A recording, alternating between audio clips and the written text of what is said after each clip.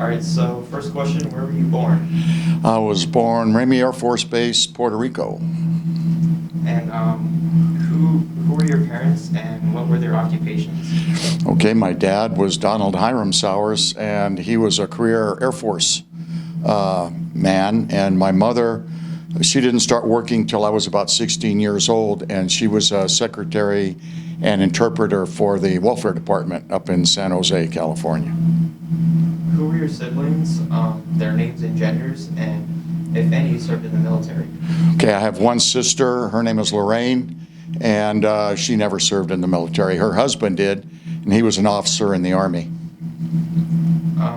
What were your parents or siblings' feelings about you joining the service? I think my sister was glad to get rid of me. My mom and dad, my dad being a career serviceman himself and fighting in World War II, he was proud of me, I guess, but nervous, as a parent would be.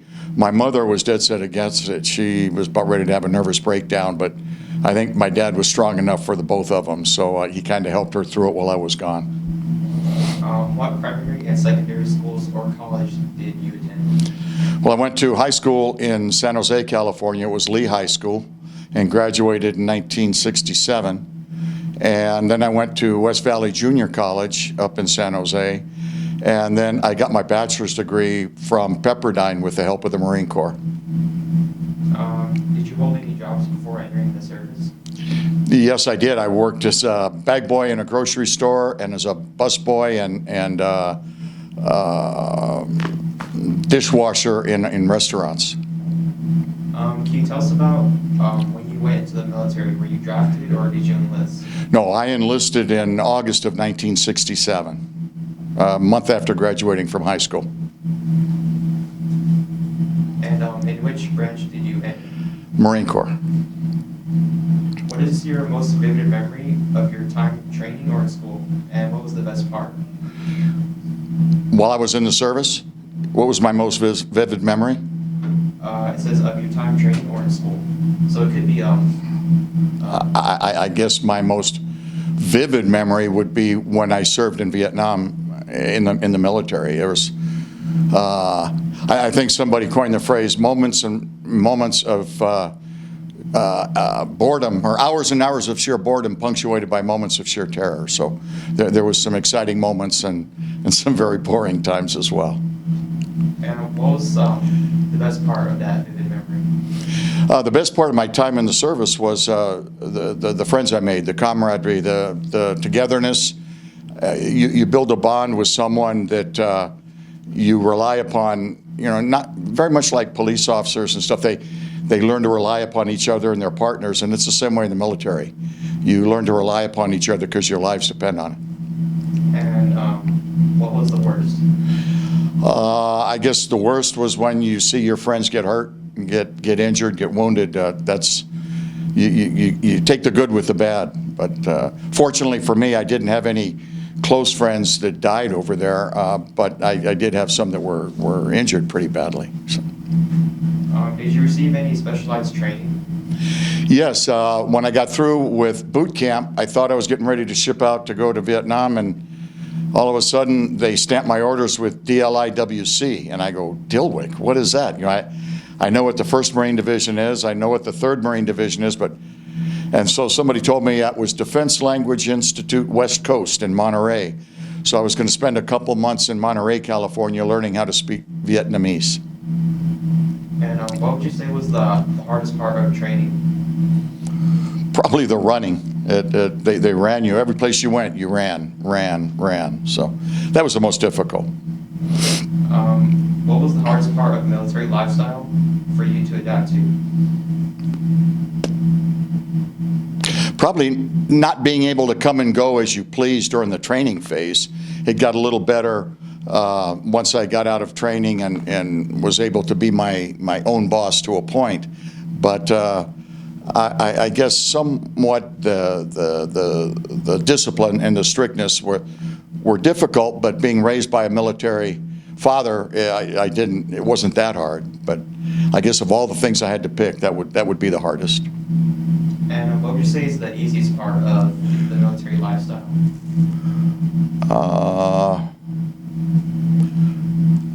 Just job, it was easy. So just doing my job was the easiest part, I guess. And where did you serve? Well, I served in Camp Pendleton. I served in Okinawa.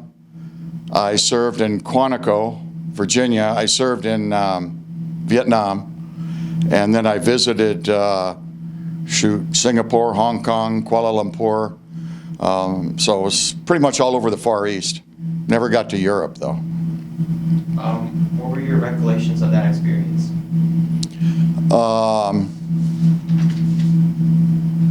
Fun, excitement, getting to meet new people, different cultures, finding out that human beings all over the world are pretty much the same. If you're nice to them, they're nice to you.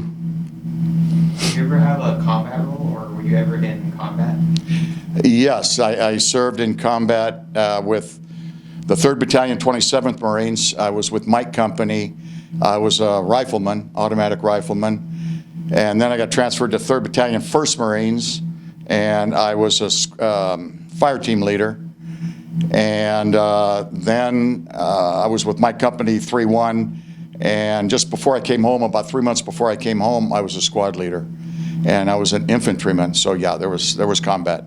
Fortunately for me, we were stationed around Da Nang, and combat facing your enemy wasn't all that, it didn't happen all that often.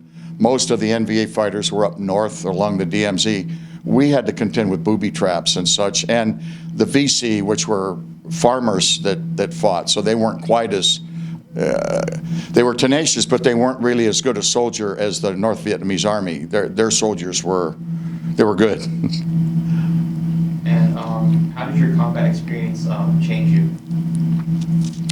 My wife keeps telling me that I'm fortunate. She sees the movies about guys with PTSD coming back from war today, and some of the guys came back during Vietnam, but I guess I was lucky, or I'm harder than what I think I am, I guess. But for the first couple of months home, I had some nightmares, I had some bad dreams, but after a couple of years, I was fortunate. I came out of it pretty much unscathed, so I was pretty lucky.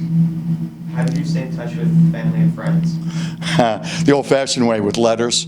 And then the funny thing was the old Mars phone calls. Every couple of months, we get a 3-day in-country R&R. We get to go to China Beach in Da Nang.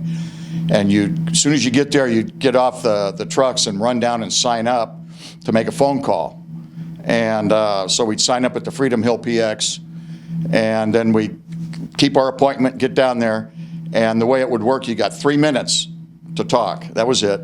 But they'd send it, and it would go through ham operators, and they'd pick it up all the way across the Pacific until it got to California. And then if you lived in California, it was fine. Then it'd be a direct line. But if some of the guys who lived in New York, then ham operators would pick it up and transfer the call all the way to New York if you had to. But it's a very long, drawn-out process, but it's all we knew at the time. So it beat a letter. At least 2 or 3 times I got to talk to my mom and dad and my sister. So. And do you recall any humorous or unusual events? While in combat, the one humorous event that I recall was I was pretty new. I'd only been over there about 2 months. And there was a gentleman that was my superior. I was a PFC, and he was a corporal. So we were out on a listening post, which is an evening post way out from where your buddies are. And we got shot at. And so I stood up and started to shoot back. And he grabbed me, pulled me over backwards. Here we are in the middle of a firefight, and he's punching me out, telling me, "Don't give away our position, you stupid idiot." And he used more colorful language than that. And I said, okay, okay. So then we started shooting back at everybody. But I look back on that now, and to me, that's funny now. At the time, it wasn't funny, but looking back on it, it is. You learn as you go through life. So that was a learning experience. How did your military service experiences affect your life?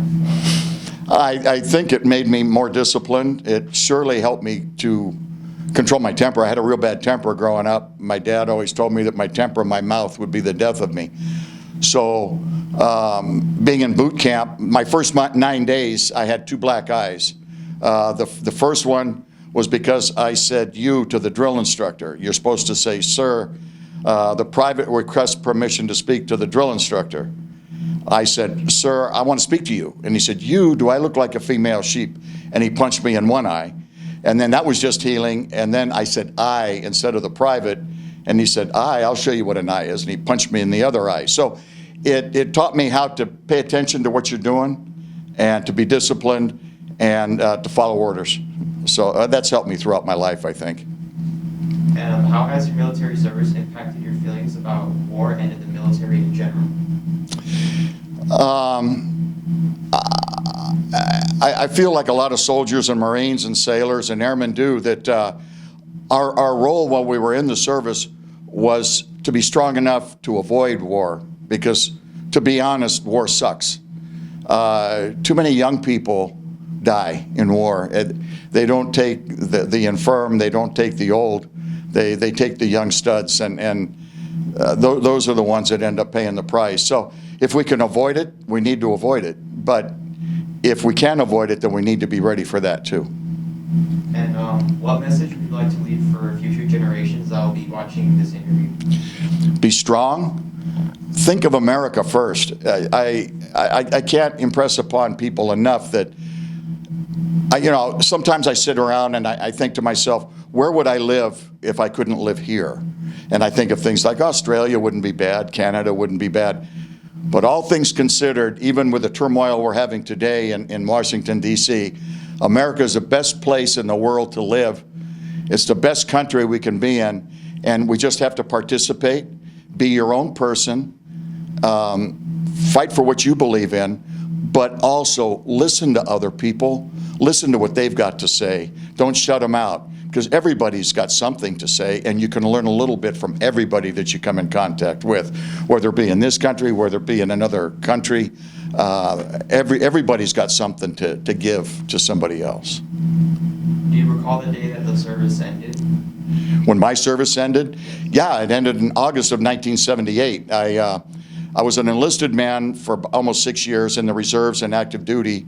And then when I went back on active duty, I went to OCS in Quantico and got my commission as a second lieutenant Marine Corps. And then in August, it was the hardest thing I had to do. I had just made captain about a month and a half before, and I went ahead and resigned my commission, because then I had a wife, I had 2 kids, and looking to travel and be gone 3 out of the next 5 years while my kids were growing up just didn't work. My daughter was about 5 months old, so I would have missed the first 3 years of her growing up, her first words, her walking.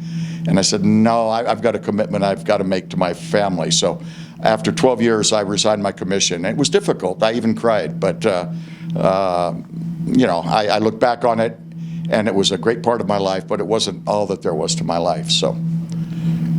Did you end up joining a veteran organization? No, I really didn't. I joined, I'm a member of Lions, and but veterans organizations I never really jumped into, and it's because they all look like old guys, and so I never really joined, and now I'm in Lions, and we are all old guys. We've got to get some of you young studs in there. So think about it if you want to join a service organization.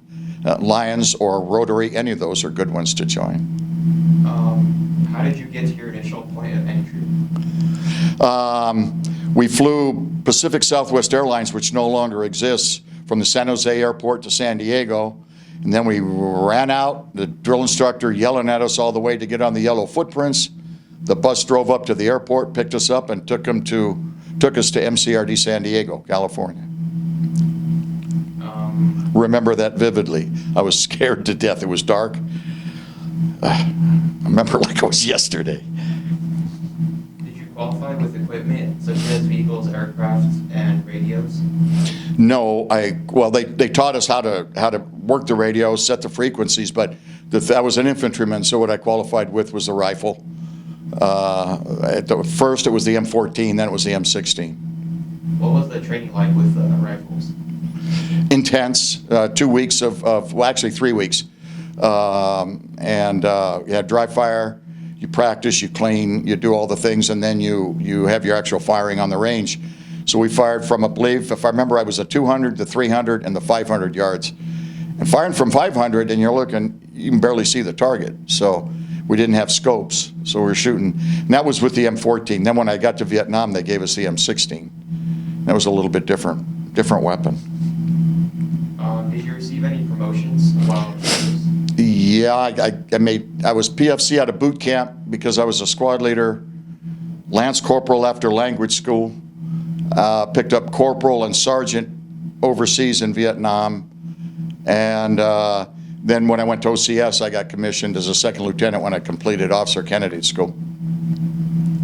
And then from there to first lieutenant, and then 3 years later, captain.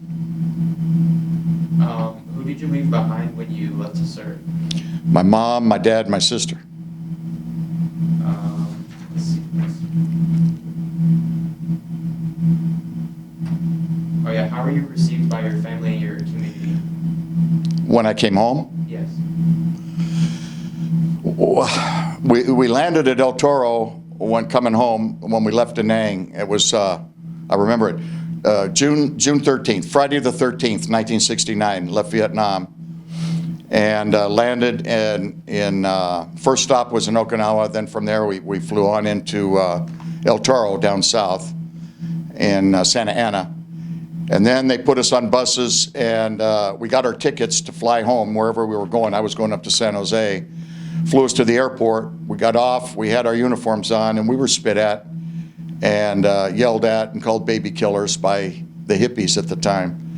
And we were told, don't do anything, just keep your mouth shut, your eyes closed, and we just walk straight, because you don't want to spend your 10 days of leave in jail. So we kept our mouths shut. Then when I got home, I came down the ramp, got off the airplane, walked into the air terminal, and my old man came up and gave me a great big hug. My mom gave me a hug. My sister gave me a hug. Then there was 3 or 4 people out there that, thank you, and you know, were nice. But L.A. was bad. It was terrible at the airport. How did you readjust to civilian life?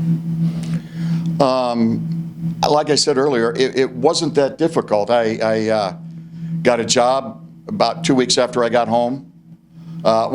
I came home on 10 days leave, and then I had to go back because I still had some time to do. So I had 3 months left to serve. And so I was down south. When I finished, I came back up, enrolled in college, got a job, and just kept on going until I got through with junior college. Then went back in the Marine Corps on active duty and applied for OCS and was accepted. Did the GI Bill support your education? Yes. Yeah, both out of service. When I got out, went in the reserves, they paid for my junior college time. Then I went back on active duty, and when I was stationed at Camp Pendleton, the Marine Corps told me I needed a 4-year degree if I wanted a regular commission. So I said, whoops, okay. So I looked around and found Pepperdine had some good programs, and my GI Bill covered. I couldn't have paid for it myself. My GI Bill covered the education for Pepperdine. So I went for 18 more months and got my bachelor's degree, and then they transferred me up to Concord Naval Weapons Station, and that's where I ended my career. Did you continue any friendships after your service?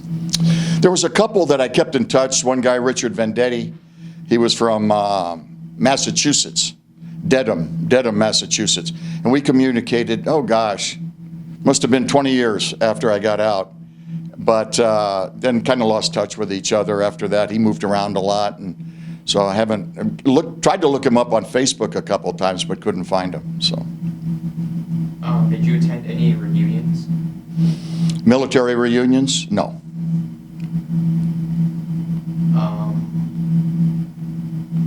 What kinds of friendships and camaraderie did you form while serving, and with whom? Oh my gosh.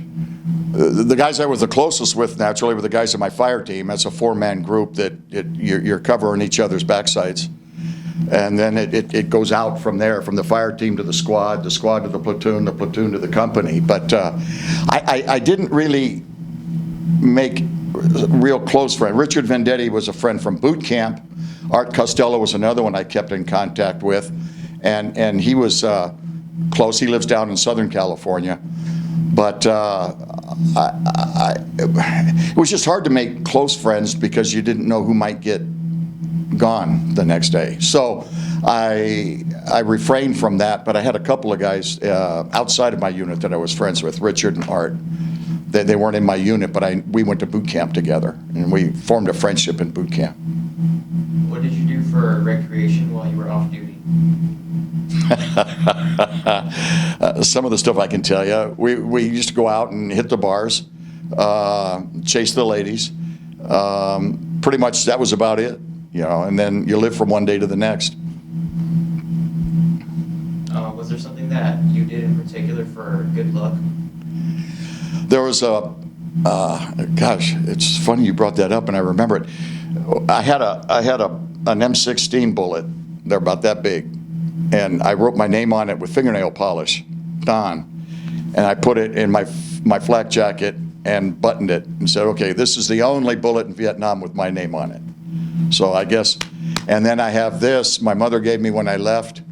This is 50 years ago, St. Christopher, even though I'm not Catholic, but my mother was. So she gave me the St. Christopher medal, and I've had it and worn it ever since.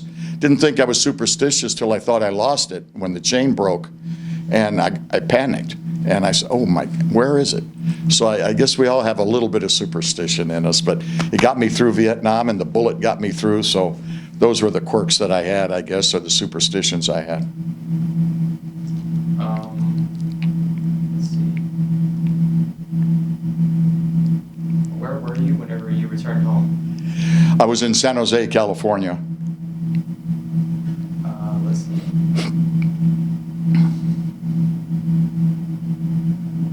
How did the service affect the way you relate to others? I think the military gave me, I used to be to the point of people in school, when I was going to high school, they thought I was stuck up and conceited because I wouldn't talk to a lot of people. I had some friends in high school and we'd hang out, but I was shy is what it was. And so I think the military helped me, especially when I made sergeant in the Marine Corps. You're supposed to be bad, right? Hard and yell at people. And well, it just gave me a feeling of self-confidence. And then when I went to OCS, it was even higher, my confidence. So I think the military in that regard helped me to build my self-confidence and be more open with people, not be afraid to go up and say, hi, I'm Don, who are you? And just be more open. What do you wish more people knew about veterans? What do I wish more people knew? Yeah. That today I'm very proud of the way a lot of people look at veterans. I mean, they welcome them. I've had people, had one gentleman the other day, Saturday, I was over in Home Depot, and on my car I have the Marine Corps sticker, and I have a license plate that says Marine Corps, and I'm walking out and the guy says, thank you for your service. Made me feel good. And I said, well, thank you. But back when I got out, you didn't wear your uniform when you went on leave because people might throw things at you or throw rocks or spit at you. But people need to understand that our veterans are people. They've got hopes, they've got dreams, they've got loves, and they've got hates just like everybody else. Just because we were in the military doesn't make us animals or make us people that you have to fear. There's just as many crazy people in the civilized civilian world as there are in the military. It's a product of society, not just a product of being a serviceman. So just treat your veterans like people, because that's what they are. So nowadays, do you still get a lot of people telling you thank you for your service? Yes. And is there anything else that you would like to add on that we haven't necessarily asked? No, when they went to an all-volunteer force, I was concerned because how are you going to have enough people? But I think the young people of today have stepped up. They say a lot of people today, generation, what is it, X now, the millennials, they don't know about responsibility. They don't know how to do this. They're not going to do that. But you take a look at our service and take a look at what the guys are doing. Respect them. Give the devil his due. And I'm just proud of the young people today because they are stepping up and taking a stand. Whether they're right wing, left wing, centrist, whatever they are, I'm proud of them as long as they have something that they can believe in besides themselves. And what were you most concerned or afraid of whenever you first going to service? Failing. Because of my father. I was going to graduate from Marine Corps boot camp come heck or high water. So, but to be a failure was my biggest fear. And while in boot camp, let's see, like how did you develop friendships there? Well, it's real hard not to, because you're in a squad of 13, and I was a squad leader, so I had 12 guys that I was responsible for. And if one of them messed up, I'd take the heat, because I'm supposed to make sure they do everything right, that their uniforms look good and all of that stuff. So I wouldn't say that we were friends, but the other three squad leaders and I were friends, and because we all faced the same problems if our guys didn't do their job. And the drill instructors picked on us. If the unit messed up, all four of us were in deep kimchi, extra running, extra physical fitness, extra push-ups, all of that good stuff. So we developed a friendship and a camaraderie. One was Art Costello that I mentioned earlier.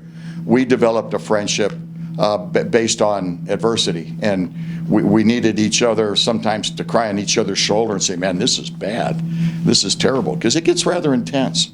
But that's how those friendships developed. They developed out of a need to share how you're feeling, because that's important. You got to have somebody to share something with, whether it's your mom, your dad, your brothers, your sisters, or your girlfriend, your boyfriend, whatever. You got to have somebody you can share things with, so you're driven to people that way. And the training that you received while you were in boot camp, did you think it was enough for actually going to service and fighting in combat? Well, you have boot camp, which when I went through, they had just reduced it from 13 weeks to 10 weeks because they needed, or 8 weeks. So they cut 5 weeks off because they needed people. Marine Corps now, today, is around 160,000 men. Back in 1965, it was about 186,000. 1967, 68, it was up to 500,000. And so they needed people, and they needed them out in the field, so they were cutting it. You go from boot camp, which is 8 weeks, then you go to, what was it? I went from August of 67 to September of 67, I was in boot camp. And then from October through December of 67, I was in basic infantry training school, and then the infantry training school. So if you're going to be an infantryman, then you go to 3 months of that training. Then after that was over, normally you go to 10 more days of training, and then you go to Vietnam. But I went to language school instead. So I had an extra 3 months. And then when I got done with language school, then they sent me to that 10 days of training and sent me overseas. The only thing I felt that they didn't train us well on was, I said we had M14s when I was in boot camp. And then when I get to Vietnam, they give us M16s.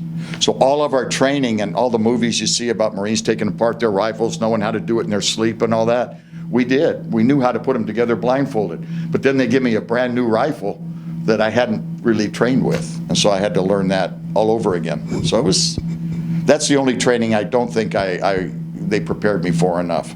But everything else, they did the best job they could. The best teacher is experience. And you learn, keep your head down, don't stand up and shoot back and give away your position. Otherwise you find out the hard way that you messed up. So. And as a final question, what do you think is like the most important takeaway that you received from the military that you can, as like a general piece of advice for someone else that's interested in the military? Well, as I mentioned earlier, it gave me a feeling of pride in something greater than myself, which was the Marine Corps. I love the Marine Corps. It gave me a feeling of self-confidence in myself, and a confidence in being able to trust other people and looking for the good in people, because you have to look for the good. You have to realize that those people are going to cover you. When you get up to run and go change a position, that guy's going to be paying attention to what he's doing and making sure he's got your backside covered. So my biggest takeaways are a love of something, the Marine Corps, and a feeling of confidence in others and myself.